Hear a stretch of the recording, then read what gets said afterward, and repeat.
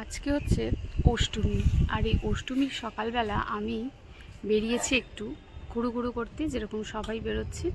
যদিও দিনের বেলা প্রচণ্ড গরম, আমি একটু অ্যাভয়েডই করি, বাট স্টিল বেরোতে তো হবেই, যেহেতু দুর্গাপুজো বলে কথা। তো আমি এখন যাচ্ছি ঘাট পেরিয়ে ওপারে, সেটা হচ্ছে ব্যারাকপুর। তারপর সেখান থেকে কোথায় যাব সেটা দেখতে থাকো, স্মৃতিগল্পের সঙ্গে থাকো। আর হ্যাঁ, সবাইকে জানাচ্ছি শুভ অষ্টমী। অষ্টমীর দিনটা তোমরাও কে কীভাবে কাটাচ্ছ সেটাও জানাও, আর অনেক মজা করো। চলো দেখতে থাকো। অষ্টমীর সকালে জানি সবাই অঞ্জলি দিতে ব্যস্ত থাকো, কিন্তু আমি খুব একটা অঞ্জলির দিকে যাই না। তাই আমি রেডি হয়ে বেরিয়ে গেলাম কোথায় না, বরের সাথে খেতে। তোমরা থাম্বনেল দেখে বুঝতেই পেরেছো আমি কোথায় যাচ্ছি। হ্যাঁ, সেটা হচ্ছে বারবিকিউ নেশন। আর এটা হচ্ছে সোদপুর আউটলেট। যেহেতু সোদপুরটা একটু কাছে হবে, তাই ভাবলাম ওখানেই চলে যাই। তো অ্যাম্বিয়েন্সটা দেখে নাও, খুবই সুন্দর, যেরকম সব রকম আউটলেটগুলোই হয়। আর অষ্টমী বলে একদম সুন্দরভাবে পুজোর সাজে সাজানো। তো গিয়ে বসে পড়লাম, বাইরে সত্যি যা গরম, তারপর এখানে গিয়ে বসে যেন প্রাণটা জুড়িয়ে গেল। তো আমাদের তো টেবিল রিজার্ভই ছিল, সেখানে গিয়ে বসতেই আমাদের এক এক করে ভেজ ননভেজ সমস্ত স্টার্টারগুলো আসতে শুরু করলো। আর ভেজের মধ্যে ছিল ব্রকলি, কর্ন, তারপরে মাশরুম, পাইনাপেল, পনির, এগুলো তো ছিলই। আর ননভেজেও ছিল ফিশ, চিকেন, এগুলোই ছিল। ফিশের অমৃতসরি ফিশ ছিল, চিকেনের ছিল উইংস ছিল, কাবাব তো ছিলই, টেংরি কাবাব ছিল, অনেক রকম কিছু ছিল। তবে ভেজের মধ্যে আমার যেটা সব থেকে ভালো লেগেছে সেটা হচ্ছে ব্রকলিটা আর পাইনাপেলটা। আর কর্নটা একদমই আমার ভালো লাগেনি, যদিও আমি খুব একটা কর্ন লাভার না। এটাই হচ্ছে সেই ব্রকলিটা। আমার প্লেটটার পুরো যা অবস্থা! এটা একটা উইংস ছিল, এটা কি একটা ফিশ অমৃতসরি টাইপস দিয়েছে, কর্ন রয়েছে, এটা কাবাব, শিক কাবাব, হ্যাঁ একটা এত বড় লেগ পিস। এখানে তো এখনো এইগুলো কিছুই স্টার্ট করিনি। ভালো, কোনটা ছেড়ে কোনটা খাবো কিছুই বোঝা যাচ্ছে না।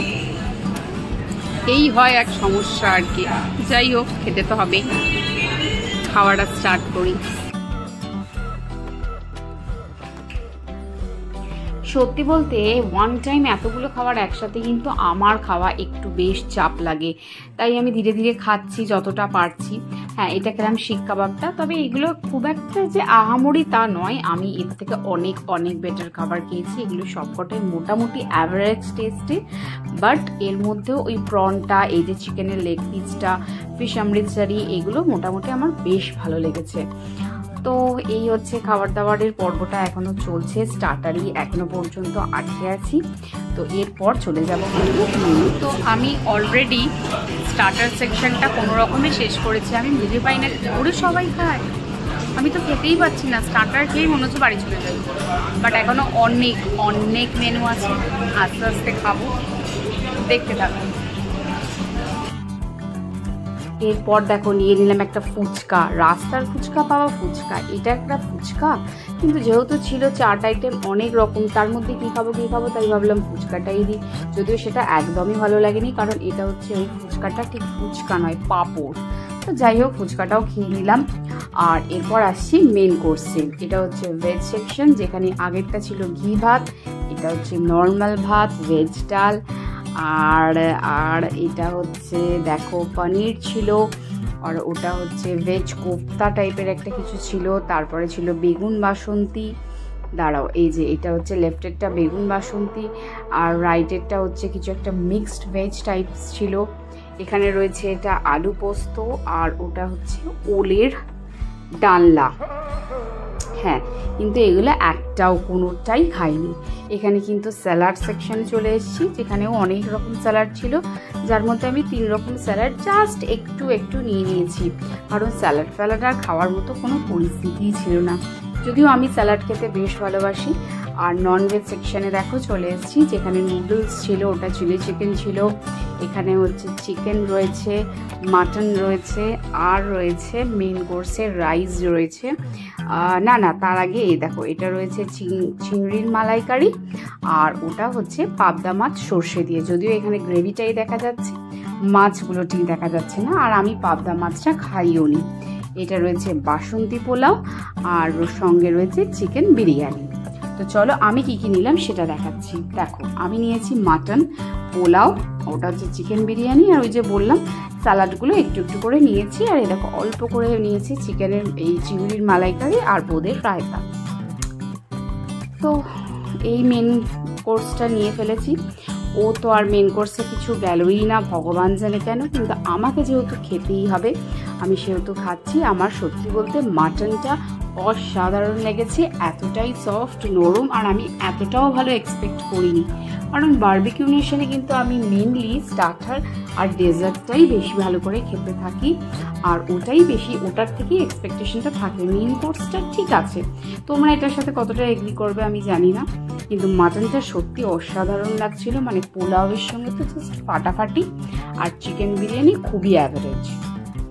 এবার আসছি ডেজার্ট সেকশনে, যেখানে রয়েছে হট গোলাপ জামুন, এটা হচ্ছে মুগ ডালের হালুয়া, আর রয়েছে এটা হচ্ছে হট ব্রাউনি, আর তারপরে আরও ছিল, এটা হচ্ছে ফিরনি, এটা হচ্ছে পাইনাপেল পেস্ট্রি, এটা হচ্ছে বেকড গোলাপ জামুন, আর এপাশে আসছি, হ্যাঁ এটা হচ্ছে দেখাচ্ছি, দাঁড়াও তার আগে দেখাচ্ছি এটা সন্দেশ। এটা ওরা পুজো স্পেশাল বললো, সবসময় অ্যাভেলেবেল নাকি হয় না। এটা তো চকো চিপস পেস্ট্রি, এখানে কিছু ফ্রুটসও রয়েছে, রাজভোগ, টুটি ফ্রুটি, আর এটা যেটা স্কিপ করেছিলাম সেটা হচ্ছে কাপকেক। আর এখানে যেরকম ভ্যারাইটিস ফ্লেভারের আইসক্রিমও রয়েছে, আর ছিল 3 রকম ফ্লেভারের কুলফি। তো এই নিয়ে নিয়েছি আমি। সেখানে রয়েছে আমার ওই পাইনাপেল পেস্ট্রি, হালুয়া, ফিরনি, বেকড গোলাপ জামুন, এগুলো সব নিয়েছি। মুগ ডালের হালুয়াটা জাস্ট অসাধারণ, মানে এতটা ভালো, মানে আমি কি বলবো, কিন্তু পেটে জায়গা নেই, তাই জাস্ট অল্পই খেতে হয়েছে। আর ফিরনিটা যারা হালকা মিষ্টি পছন্দ করো তাদের জন্য ঠিকঠাক আছে, কিন্তু আমার মতো যারা মিষ্টি লাভার তাদের খুব একটা ভালো লাগবে না।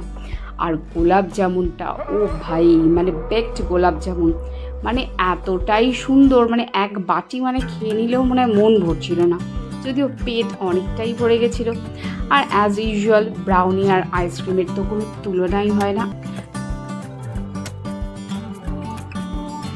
তো আমার অষ্টমীর খাওয়া দাওয়াটা এখানেই আমি শেষ করছি। আশা করি যা খেলাম রাতেও আর কিছু খেতে লাগবে না।